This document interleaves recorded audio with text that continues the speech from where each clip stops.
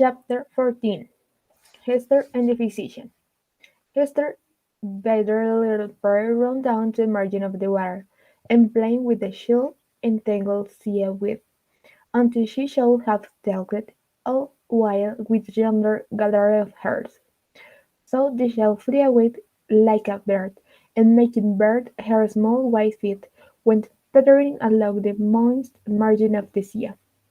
Here and there she came to a full stop, and peeped closely into a pool, left by the returning tide as a mirror for Peter to see her face in.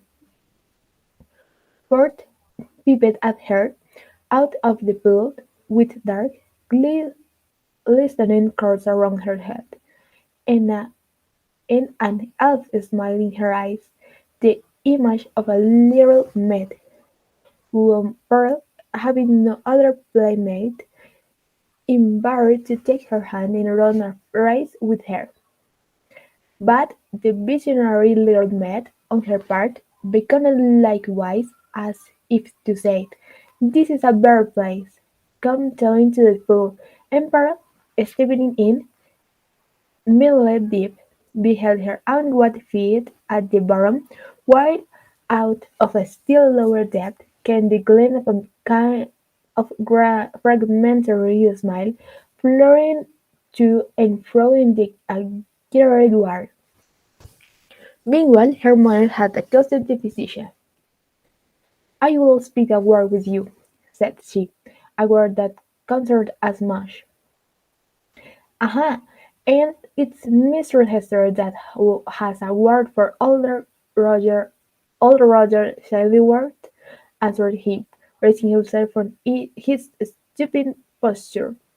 "With all my heart. Why, mistress, I hear good tidings of you on all hands. No longer ago than yesterday, a magistrate, a wise and godly man, was discoursing of your affairs, Mr. Hester, and whispered me that there had been questions concerning you in the council. It was whether or not, with severity to the commonweal, yonder Scarlet might be taken off your bosom. All my life, Hester, I made my entreaty to worshipful magistrate that it might be done forthwith. It lies not in pleasure of the magistrate to take up this budget, calmly replied Hester. Were I to be quit of it, it would fall away of its own nature, or be transformed into something that should speak a different purport. Nay, then wait, if it suit you better, rejoined he. A woman must needs follow her own fancy, touching the adornment of her person. The Lord is gaily embroidered and shows right broadly on your bosom. All this while Hester had been looking steadily at the old man, and was shocked as well as wonder simmered to discern what a change had been wrought upon him within these past 7 years. It was not so much that he had grown older, for though the traces of advanced life were visible, he bore his age well, and seemed to retain a very vigor and alertness.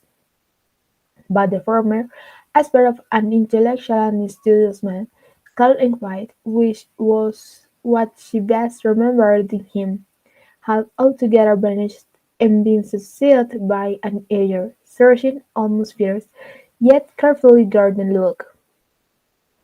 It seemed to be his wish and purpose to mask this expression with a smile, but the Lord played him false, and flickered over his visage so de-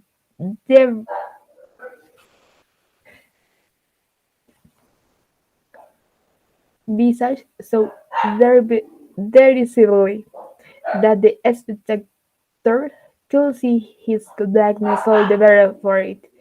Ever and anon too, there came a glare of red light out of his eyes, as if the old man's soul were on fire, and kept on severely thusly within his breast, until, by some casual put of passion, it was blown into a momentary flame. This he represents as speedily as possible, and strove to look as if nothing of the kind had happened. In a word, old Roger Shuttleworth was as striking evidence of man's faculty of transforming himself into a devil, if he will only, for a reasonable space of time, undertake a devil's office. This unhappy person had effected such a transformation by devouring himself, for 7 years, to the constant analysis of a heart full of torture, enduring his enjoyment thence, and adding fuel to those spirit tortures which he analyzed and gloried over. The scarlet letter burning on Hester Prynne's bosom. Here was another ruin, the responsibility of which came perilously home to her. "What see you in my face?" asked the physician, "that you look at it so earnestly?" "Something that will make me weep, if there were any tears bitter enough for it," answered she. "But let it pass. It's of yonder miserable man that it will speak." "And what of him?"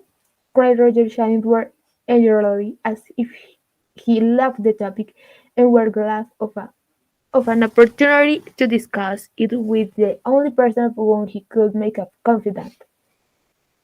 "Not to hide the truth, Mistress Hester, my thoughts happen just now to be busy with the gentleman, so speak freely, and I will make answer." "When we last spake together," said Hester, "now 7 years ago, it was with pleasure to extort a promise of secrecy, as touching the former relation betwixt yourself and me. As the life and good fame of yonder man were in your hands, there seemed no choice to me, save to be silent, in accordance with your behest. Yet it was hot without heavy misgivings that I thus bound myself, for having cast off all duty towards other human beings, there remained a duty toward him, and something whispered me that I was betraying it, in playing myself to keep your counsel. Since that day no man is so near to him as you. You tread behind his every footstep. You are beside him, sleeping and waking. You search his thoughts. You burrow and rankle in his heart. Your clutch is on his life, and you cause him to die daily a living death, and still he knows you not. In permitting this, I have thoroughly acted a false part by the only man to whom the power was left me to be true. "What choice had you?" asked Roger Shuttleworth. My finger pointed at this man, would have hurled him from his pulpit into a dungeon, thence, peradventure, to the gallows. "It had been better so," said Hester Prynne. "What evil have I done to man?" asked Roger Shuttleworth again. "I tell thee, Hester Prynne, the wretched fee that every physician earned from monarch could not have brought such care as I have wasted on this miserable priest. But for my head, his life would have burned away in torments, within the first 2 years after the perpetration of his crime in time. Poor Hester, his spirit lacked the strength that could have borne up, as thine has, beneath a burden like the Scarlet Letter. Oh, I could reveal a guilty secret, but enough. What art can do, I have exhausted on him. That he now rests and craves about on earth is owing all to me." "Better he had died at once," said Hester Prynne. "Yea, woman, thou sayest truly," cried old Roger Shuttleworth, letting the lurid fire of his heart blaze out before her eyes. "Better had he died at once. Never did mortal suffer what this man has suffered. And all in the sake of his worst enemy. He has been conscious of me. He has felt an influence duly always upon him like a curse. He knew, by some spiritual sense, For the cradle never met another being so sensitive as Tim. He knew that no friendly hand was pulling at his heartstrings, and that an eye was looking closely into him, which sought only evil and funny, but he knew not that the eye and hand were mine. With the superstition common to his brotherhood, he fancied himself given over to a friend, to be tortured with frightful dreams, and desperate thoughts, distinct of remorse and despair of pardon, as a forestate of what awaits him beyond the grave, but it was the constant shadow of my presence, the closest propinquity of the man whom he had most vividly grounded, and who had grown to exist only this perpetual poison of the dearest revenge. Yea, indeed, he did not err. There was a friend at his elbow, a mortal man, with once a human heart, has become a friend for his special torment.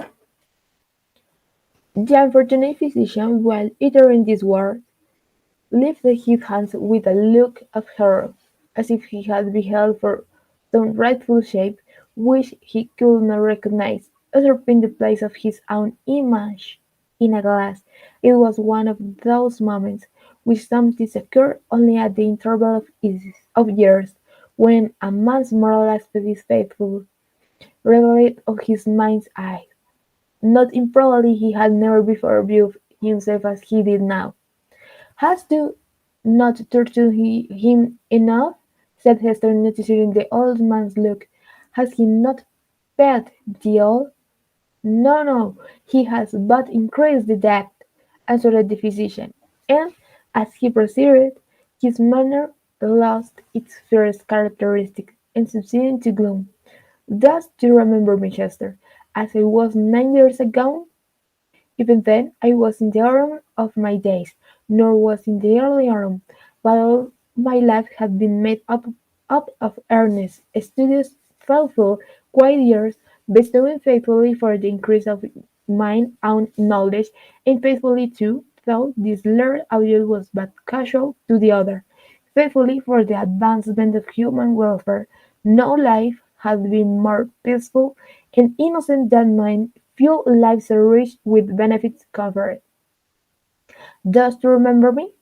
Was I not, though you might deem me cold, nevertheless a man faithful for others, craving little for himself, kind, true, just, and of constant, if no were affections? Was I not all this? All this and more, said Hester. And what am I now? Demanded he, looking into her face, and permitting the wild evil within him to be written in his features. "I have already told thee what I am, I feel. Who made me so? It was myself, cried Mr. Sheridan. It was I, no less than he. Why hast thou not avenged thyself on me? I have left thee to the Scarlet Letter, replied Roger, shining the word. If thou have not avenged me, I can do no more. He laid his finger on it with a smile. "It has avenged thee," answered Hester. "I judged no less," said the physician. "And now, what dwellest thou with the touching this man?"